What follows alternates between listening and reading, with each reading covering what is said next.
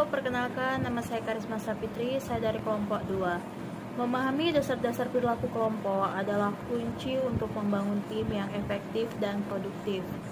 Dari definisi konsep hingga faktor-faktor yang mempengaruhi, pengetahuan ini akan membantu organisasi mencapai tujuan melalui kerjasama yang harmonis. Definisi kelompok terdiri dari 2 orang atau lebih yang berinteraksi dan saling mempengaruhi untuk mencapai tujuan bersama. Konsep dasar: kohesivitas, komunikasi, peran, norma, dan kepemimpinan adalah elemen kunci perilaku organisasi. Sifat dinamis: perilaku kelompok akan terus bertambah seiring dengan perkembangannya dan interaksi anggotanya. Yaitu faktor-faktor yang mempengaruhi perilaku kelompok. Yang pertama yaitu faktor internal, seperti karakteristik anggota, struktur kelompok, norma, dan proses kelompok. Yang kedua yaitu faktor eksternal, seperti lingkungan organisasi, budaya perusahaan, dan kondisi sosial ekonomi. Yang ketiga yaitu interaksi dinamis. Faktor internal dan eksternal saling mempengaruhi dan membentuk perilaku kelompok. Selanjutnya, dinamika komunikasi dalam kelompok. Yang pertama ada interaksi. Anggota kelompok saling bertukar informasi, ide, dan pendapat. Yang kedua yaitu umpan balik.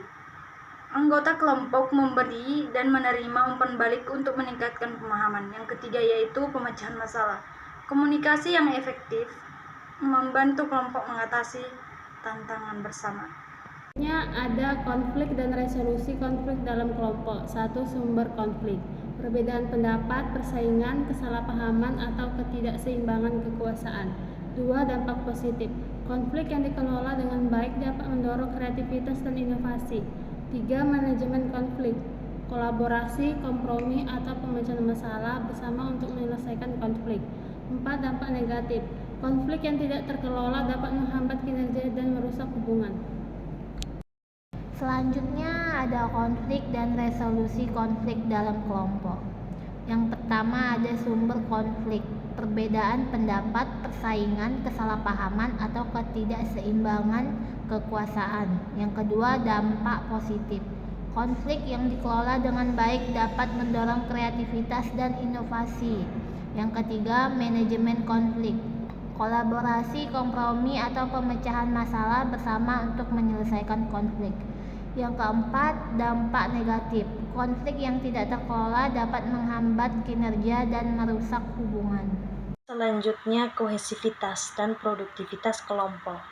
Kohesivitas adalah rasa kebersamaan dan keterikatan antar anggota kelompok. 2. Produktivitas adalah kemampuan kelompok untuk mencapai tujuan secara efektif dan efisien. 3. Sinergi adalah kolaborasi yang menghasilkan hasil yang lebih baik dari individual. Lanjut, aplikasi dan implikasi praktis perilaku kelompok. 1. Desain tim. Desain tim adalah penempatan orang yang tepat dengan peran yang jelas. 2. Pelatihan komunikasi, yaitu meningkatkan kemampuan anggota dalam berkomunikasi efektif. 3. Manajemen konflik adalah mengembangkan strategi untuk mengelola konflik secara konstruktif.